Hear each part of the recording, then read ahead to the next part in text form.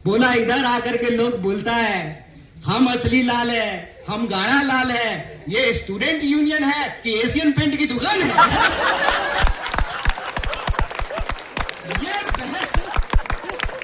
ये बहस हमेशा इस विश्वविद्यालय में रहेगा और इसीलिए नेहरू की जो प्रतिमा लगी हुई है उस प्रतिमा के बाहर एक बात लिखी हुई है, क्रिटिकलिटी को प्रोटेक्ट करना, क्रिटिकल अंडरस्टैंडिंग को आगे बढ़ाना ही विश्वविद्यालय का काम है।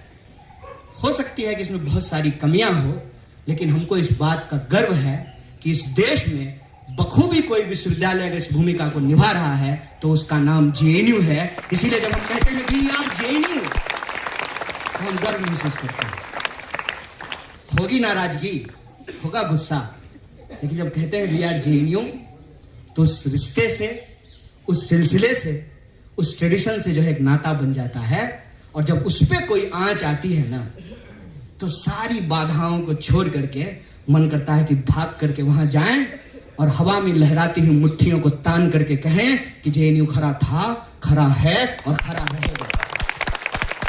ये इसलिए खरा रहेगा कि कल को फिर से काला हांडी से खाया हुआ कोई नौजवान जिसको ना हिंदी आती है ना अंग्रेजी आती है, उसको उड़िया बोलते हुए अफसोस नहीं हो। एक बिहार के किसी देहात से आया हुआ नौजवान, नॉर्थ ईस्ट से आया हुआ नौजवान, कश्मीर से आया हुआ कोई नौजवान, केरल से आया हुआ कोई, वो तो हम हैं ही सर, तो ना नहीं young sir, age is number, young is feeling. तो हम ये कह रहे हैं कि वो सिलसिला कायम रहना चाहिए।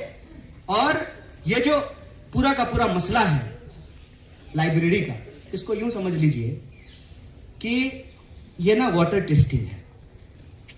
इसको ये मत समझिए कि फेस रिकॉग्निशन, ये सब डिवाइड करने का कोशिश है।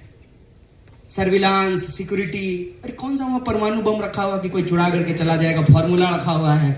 वो तिरंगा सिनेमा में एक नहीं था कि हमने जो है सर्किट निकाल लिया है, फ्यूज कंडक्टर, कौन सा फ्यूज कंडक्टर वहां रखा हुआ है?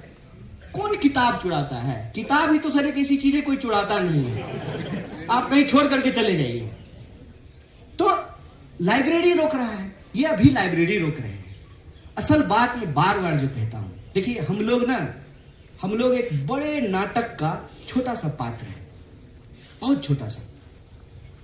Privatisation of profit, socialisation of loss, monopoly of power.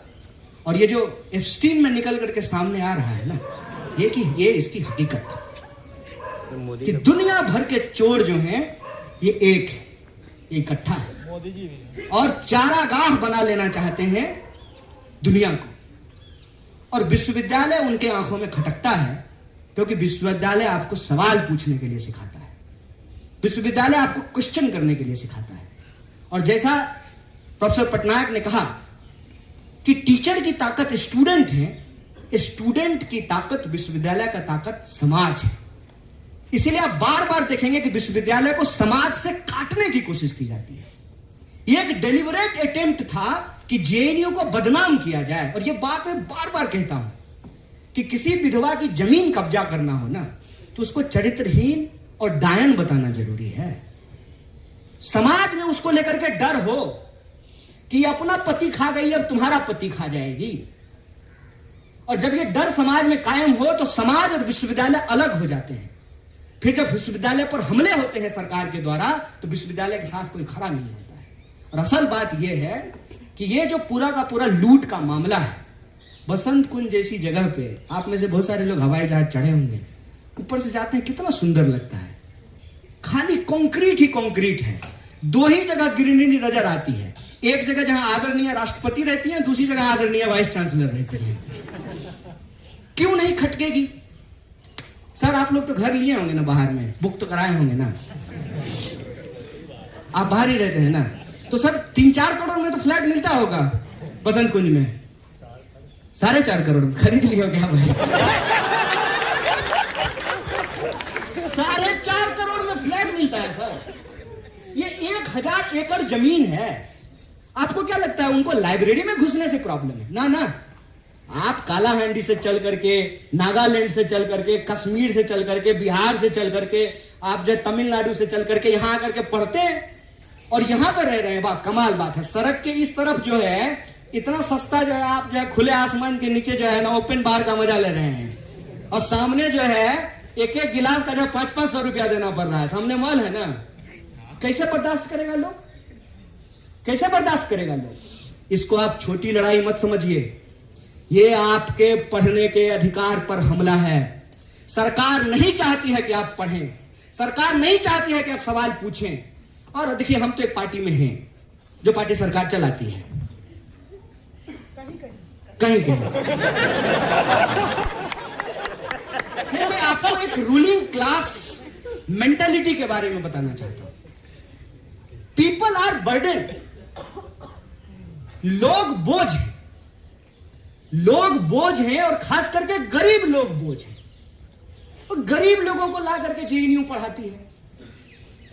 आप दीजिए ना 50 लाख रुपया महीना, 50 लाख साल, आपको पता चलेगा। हम आए थे सर मगध यूनिवर्सिटी से, आए यहां पे जो है इंटरव्यू देने के लिए। ये बाबा गंगनाथ मार्ग पर सर हम 3 बार घूम गए, हमको जेएनयू का गेट ही नहीं मिला। हमको लगा कि देश की इतनी बड़ी यूनिवर्सिटी है, कोई शानदार गेट होगा, हम बार बार सामने से गुजर जाएं, हमको जेएनयू मिल गई नहीं। तो हमने एक भाई से पूछे कि भाई जेएनयू कहाँ है, तो बोला कौन सा। बोले कौन सा, एक ही जेएनयू है। बोला नहीं 2 है। बोले 2 है, हमको तो एक ही पता है। बोला एक ओल्ड है एक न्यू है। अब हम कंफ्यूज हो गए, नए में जाएंगे पुराने में। हमने कहा नए में चलते हैं। तब न्यू इंडिया नहीं आया था सर। तब अगर न्यू इंडिया होता तो क्लैरिटी होती, पहले ही बोल देते न्यू में। तो बोले न्यू में, तो वापस इसी गेट पे बोले हम यहां से, तो हम 3 बार गुजर गए। वहां गए हम डरते डरते, अभी हमारे गार्ड साहब हमको इतना प्यार से बतियाए, ठीक है ना। गार्ड के पास हम डरते डरते गए। गरीब आदमी ना पहले से डरा रहता है कि कोई डांट ना दे, कोई ह्यूमिलिएट ना कर दे, कोई भगा ना दे, कोई मुंह पे दरवाजा ना बंद कर दे। ये होता है, कॉन्फिडेंस नाम का कोई चीज होता है। एक आध साल यहां रहने के बाद समझ में आया था। तो डरते डरते गार्ड के पास गए कि डांट ना दे। हम बोले कि जेएनयू यही है। बोला जी यही है। बोले इतना आदर से बात कर रहा है, ये तो मनुष्य समझ रहा है। बोला आपको कहां जाना, ये हमको आपको कह रहा है। हम बोले सर। बोला सर मत कहिए। बोले नहीं आप सर हैं, हमको सबको सर कहने की आदत है। बोला कि यही जेएनयू है, कहां जाना है। हम बोले इंटरव्यू है हमारा। हम इंटरव्यू देने ऐसे आए थे जैसे एमआर का नौकरी करने के लिए आए हैं। बढ़िया टक करके पेंट में सर शर्ट पहन करके आए थे, हवाई शर्ट पहन करके। तो ना एक आदमी को रोका, वो सीनियर रहे होंगे।